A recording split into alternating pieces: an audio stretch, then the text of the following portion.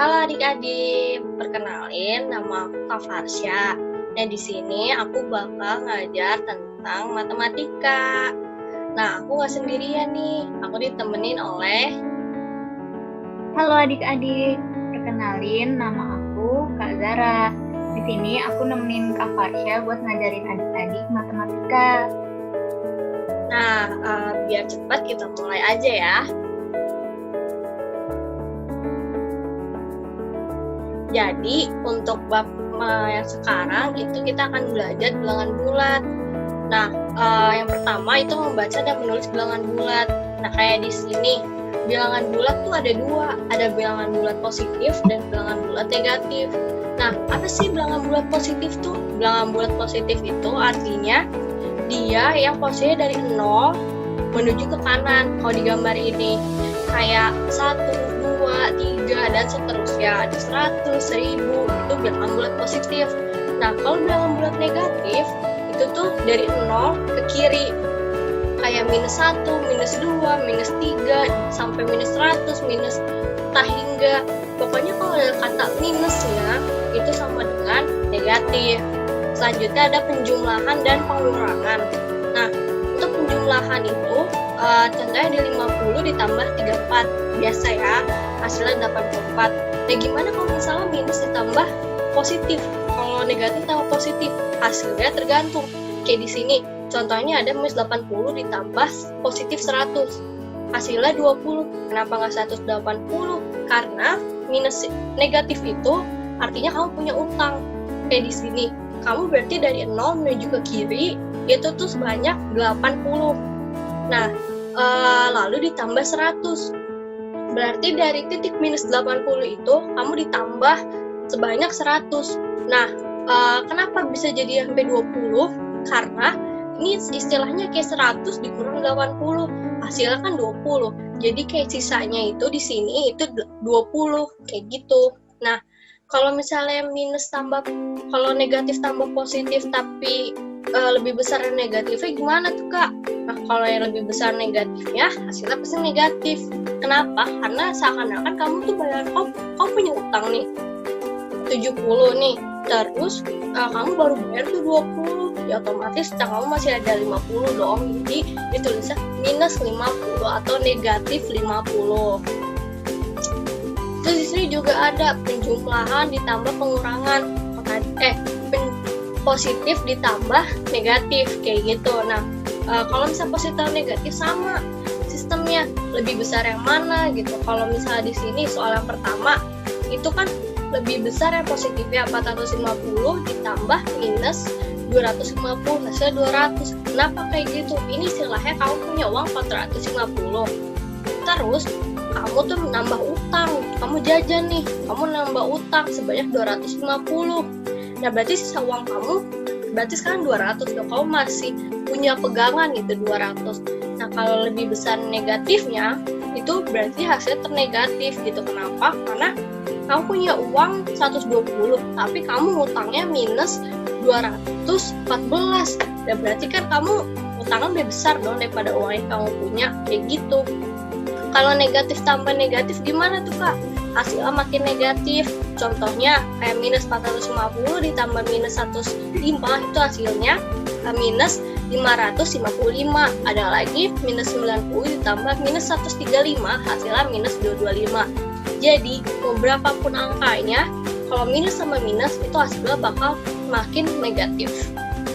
Selanjutnya pengurangan. Pengurangan juga sebenarnya sama aja kayak tadi, cuman kalau pengurangan itu ada rumus barunya nih, kayak minus dikurang negatif 1. Nah, di situ bakalan berubah tandanya jadi positif, kayak misalnya yang negatif 2 dikurang negatif 1. Nah, di situ tandanya berubah jadi plus, karena negatif dikali negatif sama dengan plus gitu. Nah, jadi negatif 2 ditambah 1, hasilnya yang kayak tadi, kalau minusnya lebih gede pasti hasilnya minus juga. Nah, sama dengan hasilnya negatif 1. Gitu juga terusnya, negatif 2 dikurang negatif 2. Tandanya berubah jadi positif. Tapi di situ sama-sama 2 angkanya. Gimana tuh? Bayangin aja misalnya kita punya utang 2. Terus kita bayar uangnya 2 juga. Udah tuh habis kan utang kita. Jadi 0 hasilnya. Nah, terus selanjutnya negatif 2 dikurang negatif 3. Nah, tandanya berubah tuh, plus. Di situ yang angkanya lebih gede, yang positifnya kan. Nah, berarti hasilnya positif. Negatif 2 ditambah 3 sama dengan 1. Begitu juga yang negatif 2 dikurang negatif 4. Tandanya berubah jadi plus. Negatif 2 ditambah 4 sama dengan 2. Nah, selanjutnya di sini aku bakal jelasin tentang perkalian. Nah, kalau perkalian itu gimana sih? Kalau perkalian positif tambah positif atau gimana? Nah, di sini perkalian kalau positif tambah positif, kalau misalnya positif tambah positif itu hasilnya bakal positif. Kalau misalnya positif dikali negatif, hasilnya itu pasti negatif. Kalau negatif kali negatif, hasilnya positif. Nah, aku jelasin ya kenapa. Kalau misal positif kali negatif, hasilnya negatif, tapi negatif kali negatif, hasilnya positif. Jadi, kalau misalnya negatif kali positif atau positif kali negatif, itu kenapa hasilnya negatif? Karena itu seakan-akan kamu tuh punya utang dan utangnya tuh dikaliin gitu. Jadi, kamu bakal utangnya makin gede, jadi hasilnya negatif. Dan negatif ini kalau dia nggak dikali sama negatif lagi, hasilnya itu tetap bakal negatif terus. Mau itu hanya negatif 1 dikali negatif 1 dikali 5 misalnya, kan emang lebih besar yang 5 kan. Mungkin kalau di penjumlahan hasilnya itu bakal positif 4, cuman kalau di perkalian nggak bisa gitu. Perkalian itu contohnya kayak minus 1 kali 5, berarti minus 1-nya ada 5. Jadi minus 1 tambah minus 1 tambah minus 1 tambah minus 1 hasilnya minus 5 kayak gitu. Jadi negatif tambah positif hasilnya itu bakal tetap negatif. Nah, kenapa kalau negatif kali negatif itu hasilnya positif? Jadi kalau negatif kali negatif kayak yang tadi yang udah diajarin. Jadi kalau misalnya negatif dikali sama negatif, nah ini tuh bakal bikin kayak senyum. Nah, sebentar. Kayak senyum gitu. Nah, ini tuh hasilnya itu ntar bakal positif. Kenapa kayak gitu? Karena gimana ya, negatif karena emang negatif dikali sama negatif tuh hasilnya emang pasti positif. Karena gimana ya, emang kayak gitu rumusnya. Nah, selanjutnya itu ada pembagian. Nah, kalau pembagian itu dia tuh contohnya kayak misalnya 8 dikali 4, nah itu ntar hasilnya kan 32, maaf. Nah, dari 32 itu bisa dibagi 4, bisa dibagi 8, kayak gitu. Kayak, tapi nggak hanya dibagi sampai situ aja, ntar bisa dibagi dengan angka-angka yang lainnya. Terus kalau misalnya positif dibagi sama negatif, sama hasilnya itu ntar bakal negatif. Nah, kalau misalnya negatif dibagi sama negatif, hasilnya ntar positif, kayak gitu.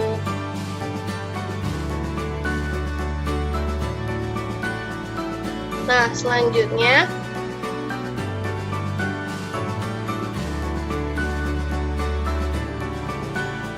ada operasi hitung campuran. Nah, kalau operasi hitung campuran itu tuh ada penjumlahan, ada pengurangan, ada perkalian, ada pembagian kayak gitu. Nah, kalau di sini contohnya itu 79 ditambah 3 dalam kurung 39 dikali 15 dikurang 54 dibagi 9. Nah, cara ngitungnya gimana? Jadi dalam matematika itu ada namanya kali bataku.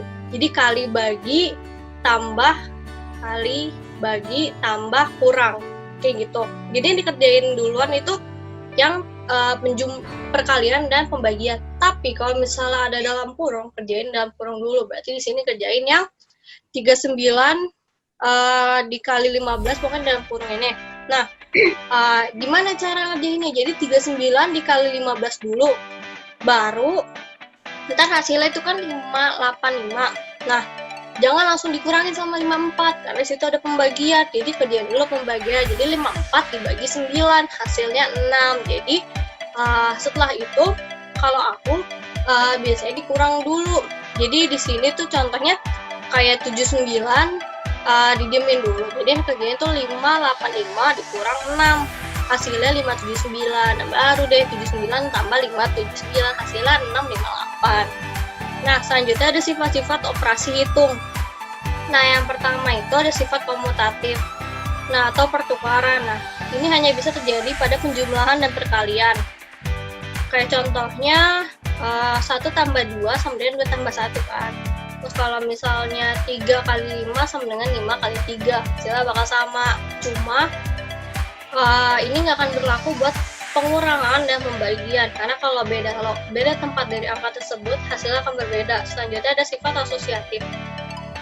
Sifat asosiatif itu adalah pengelompokan.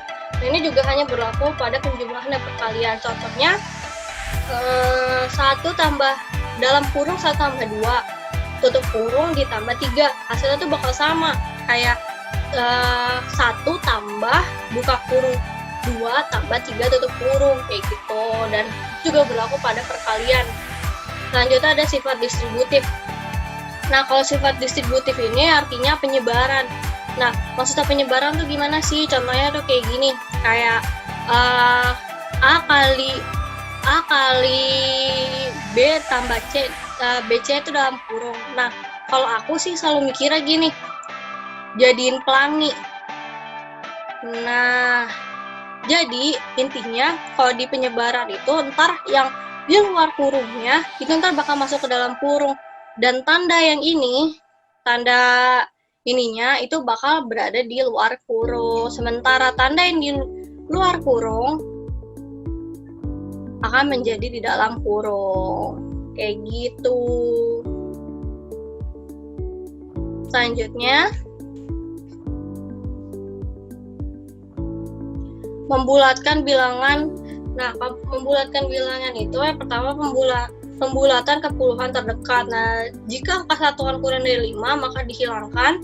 Jika angka lebih atau sama dengan 5 itu dibuatkan menjadi 1 puluhan. Dan yang kedua, pembulatan ke ratusan terdekat. Jika angka puluhan kurang dari 5 maka akan dihilangkan. Jika lebih dari atau sama dengan 5 dibuatkan jadi 1 ratusan. Yang ketiga, pembulatan ke ribuan terdekat. Jika angka ratusan kurang dari 5, maka dihilangkan. Dan jika lebih dari atau sama dengan 5, dibuatkan menjadi 1 ribuan. Nah, contohnya 7.564. Kalau misalnya dibulatkan ke puluhan terdekat, berarti jadi 7.560. Jadi 4-nya hilang. Yang kedua, kalau dibulatnya ke ratusan terdekat, jadinya 7.600. Karena si 60-nya ini itu lebih dari 5, jadi dibulatkan ke atas. Jadi dibulatkan ke 600, si 500-nya ini. Nah, kalau dibulatkan ke ribuan terdekat itu menjadi 8.000. Kenapa? Karena 7.000 itu di atas 5. Kurang lebih dari aku seperti itu. Selanjutnya akan dijelaskan oleh Kak Zara. Ya, sekarang aku yang lanjutin. Selanjutnya menaksir hasil operasi hitung. Contohnya, taksirlah hasil dari 25 dikali 73. Nah, 25 dibuletin ke atas jadinya 30. Nah, lalu yang 73 dibuletin ke bawah jadinya 70. Jadi, 30 dikali 70 hasilnya 2100.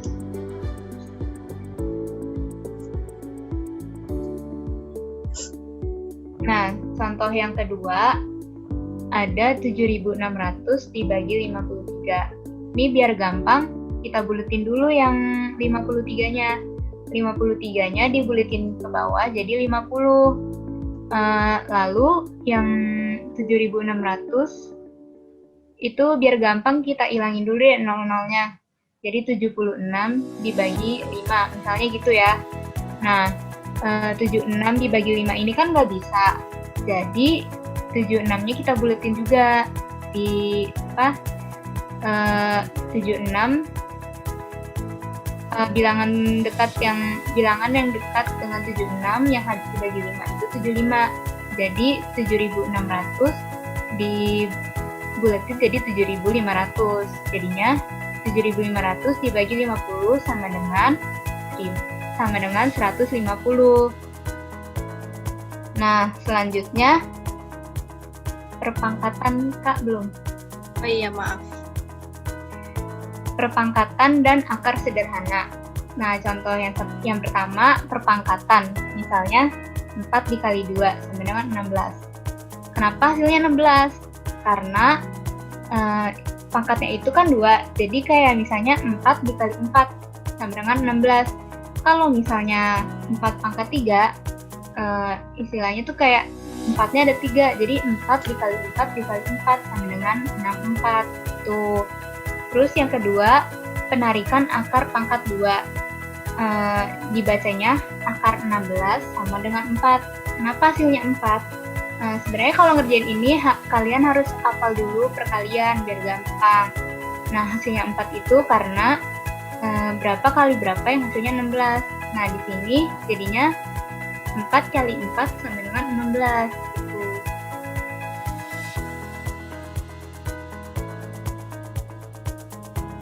Lanjut ya. Nah, selanjutnya ada faktor dan faktorisasi prima. Faktor prima merupakan faktor-faktor yang merupakan bilangan prima. Nah, kalian harus tahu dulu nih bilangan prima. Bilangan prima itu apa sih? Nah, bilangan prima itu bilangan yang habis dibagi 1 dan dengan habis dibagi bilangan itu sendiri. Misalnya kayak 2, 3, 5, 7, 11, 13, dan yang lainnya. Nah, di sini ada contohnya. Faktor prima dari 60 adalah 2, 3, dan 5. Biar tahu 2, 3, dan 5 gimana sih?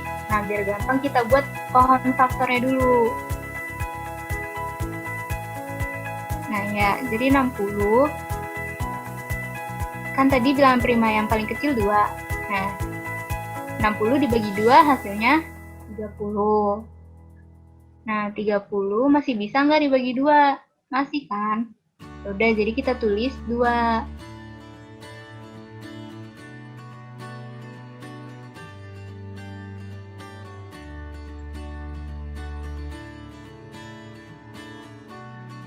Nah, kan hasilnya 15. 15 udah nggak bisa dibagi 2, jadi 3.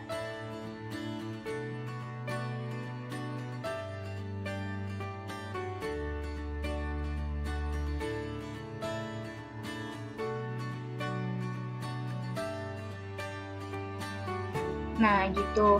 Oh iya, faktor sama faktorisasi itu beda ya. Kalau misalnya faktor itu angka-angka yang ada aja di pohon faktor. Nah, kalau yang faktorisasi, misalnya 2 dikali 2 dikali 3 dikali 5, itu disebutin semua yang ada di pohon faktor. Gitu.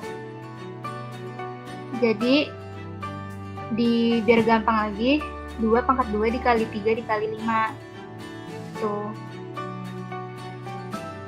Nah, selanjutnya kita ke KPK, kelipatan persekutuan terkecil. Nah, di situ contohnya disuruh cari KPK dari 30 dan 18. Nah, kayak tadi lagi kita buat pohon faktornya dulu. Nah, itu dibuat ya. Jadi faktorisasi prima dari 30 itu 2 dikali 3 dikali 5.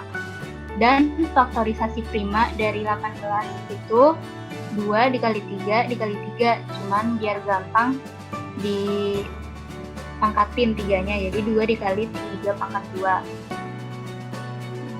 Selanjutnya Kak.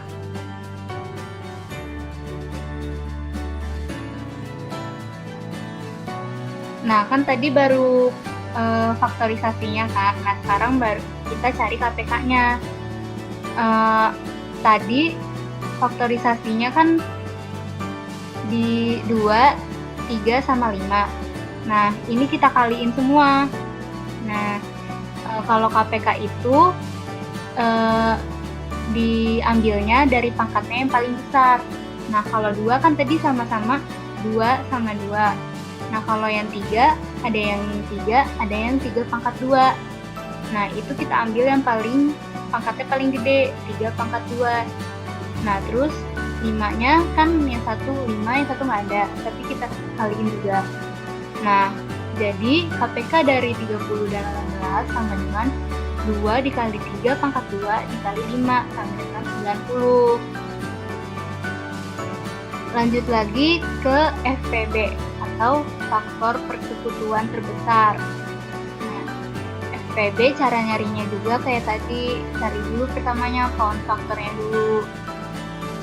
Di sini contohnya 90 sama 48. Nah, pound faktor 90 dan 48 yang kayak di gambar itu. Kalau udah dibuat, kita catat nih faktorisasi prima dari 90. Faktorisasi prima dari 90 itu ada 2 dikali 3 dikali 3 dikali 5. Biar singkat ditulis 2 dikali 3 pangkat 2 dikali 5. Lalu yang faktorisasi prima dari 48 ada 2 dikali 2 dikali 2 dikali 2 kali 3. Nah, biar gampang disingkat jadi 2 kali 2 pangkat 4 dikali 3. Nah, kalau FPB ini diambilnya dari kedua faktor. Jadi kan itu yang ada angkanya semua 2 sama 3. 5 di faktor 48 kan nggak ada, jadi nggak usah kita kaliin. Jadi yang kita kaliin 2 sama 3 aja. Nah, kebalikan dari KPK, kalau FPB itu diambil pangkatnya yang paling kecil. Nah, di situ yang paling kecil kan pangkatnya 2 sama 3. Nah, jadi yang ditulis 2 dikali 3 sama dengan 6. Itu. Mau nambahin aja, jangan terkecoh ya sama tulisan terbesar dan terkecilnya. Jadi kayak kalau misalnya FPB itu buat yang faktornya itu yang terkecil, kalau yang KPK itu yang terbesar kayak gitu. Nah, udah nih materinya udah sampai sini aja. Kakak harap semuanya ngerti atas penjelasan Kakak dan Kak Zara. Kurang lebihnya kita mohon maaf. Semangat belajar adik-adik. Semangat. Dadah. Dadah.